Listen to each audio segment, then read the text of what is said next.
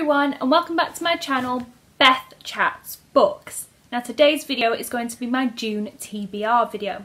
So today is my 1 year book anniversary, so well done to me, happy birthday to me. So I just thought I'd slip that in there, you know, a little bit of great promo. And now I'm going to get on with my TBR video. So this month I've decided to keep my TBR low again and let's see how it goes. So the first book I'm going to read this month is The Immortalist by Chloe Benjamin, I believe.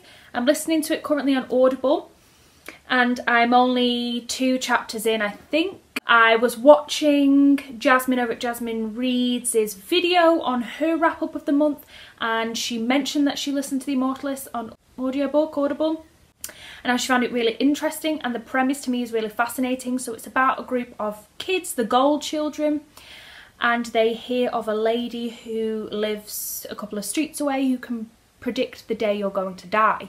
And so they each one by one go, and so far I'm quite early into it and we don't know what the date is for the other kids. We only know Vara's date right at the beginning and now it's skipped to Simon's story, and so far that's what I'm into very, very early on in the book.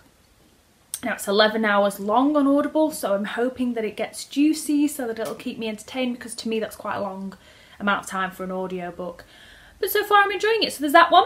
And then the second one, which I'm also currently reading, is Harry Potter and the Prisoner of Azkaban by J.K. Rowling. Now on my last month's wrap up, I've read the first 2 books and I'm just ploughing my way through it because I'm really enjoying it, and it's just got me back into reading because the end of the month I took a little bit of a break to enjoy my boyfriend's birthday and it was taking me a little bit of time to get back on the wagon.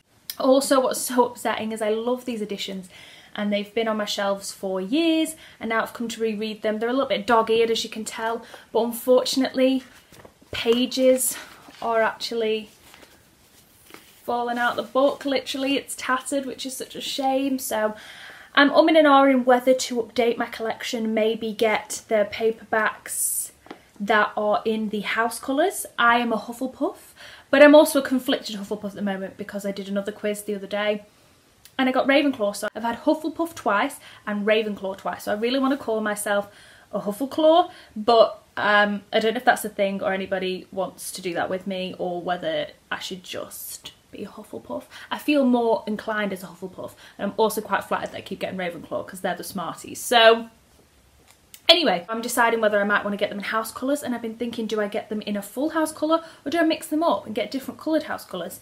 But I know they're kind of odd number of books, so that might look a little bit silly. Anyway, any suggestions of any pretty covers maybe I could get? I'd have to get the whole collection because, you know, I can't just have an incomplete collection. I thought maybe I might treat myself. But anyway, I'm currently about 100 pages into this book, really enjoying it.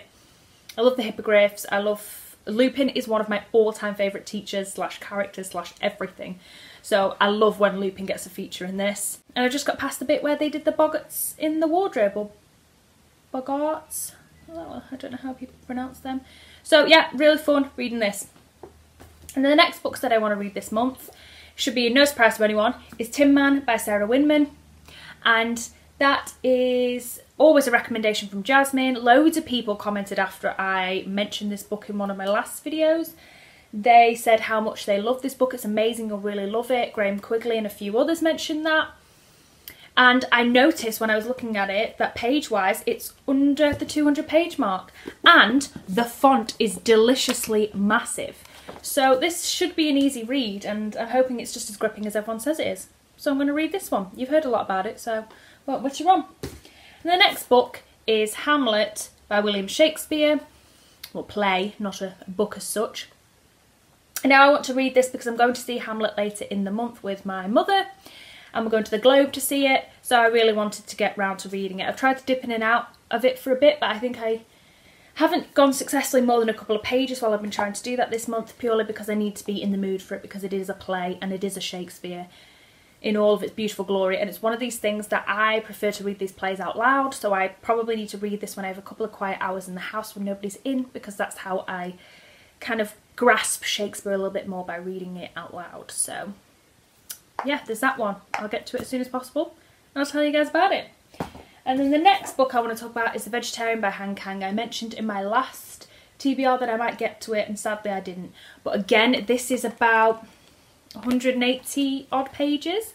I read a couple of pages of it right at the end of the month when I wasn't in the mood to start a new book as such, but it sounded intoxicating and really great language, so I really think this is going to be a winner for me. It sounded beautiful and I was fascinated by the characters from the first couple of pages, so I'm hoping this is going to be a good favourite of mine this month.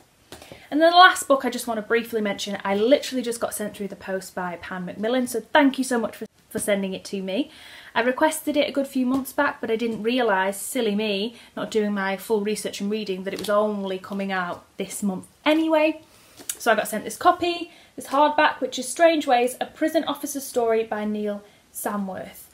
Now it came with a letter and a description and it sounds fascinating. So Neil Samworth is a Yorkshireman who has worked in Strange Ways in Manchester from 2005 to 2016. And then he has to stop working there because he suffers PTSD, and this is his story about all the people, the situations he's been in, the stress that it's been in, and it's a very relevant and social commentary about the current situation for prison officers, how with cuts and lack of funding it's becoming a lot more difficult for the people involved to maintain standards within prisons, and the kind of controversy and corruption that goes on, as well as the juicy kind of stories that happen in Strange Ways, obviously with names changed. But it sounds fascinating. I love psychology and criminology and all about psychopaths and criminals and what happens and what motivates them mentally. I'm fascinated by that. So this was a book that instantly was really up my avenue because it's a notorious place. I'd be fascinated to know what goes on and how mental health is dealt with in Strange Ways. So I'm absolutely fascinated, and I'm blown away that Pan Macmillan sent me a copy first and foremost, and they sent me a beautiful hardback copy.